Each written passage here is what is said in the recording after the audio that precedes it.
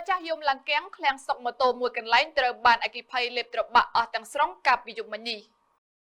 ឃ្លាំងលក់ម៉ូតូដែលមានស្តុកជាច្រើនគ្រឿងត្រូវបានអគ្គិភ័យលេបត្របាក់អស់ទាំងស្រុងកាលពីវេលាម៉ោង 2:30 នាទីរំលងអធ្រាត្រឈានចូលថ្ងៃទី 28 ខែតុលាឆ្នាំ 2025 ស្ថិតនៅតាមបណ្ដោយផ្លូវ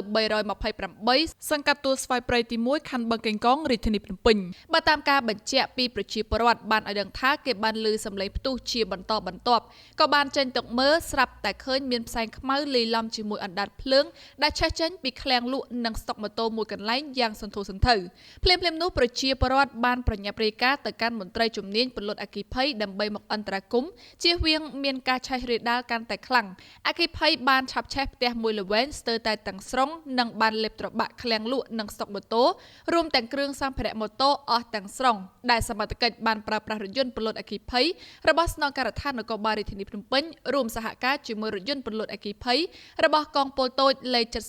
70711 អស់ជាច្រើនគ្រឿងបាញ់ឲ្យរលត់ជាស្ថាពរ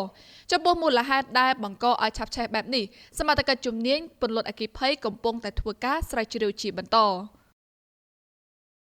នេះខ្ញុំរ៉ាលីពី Big U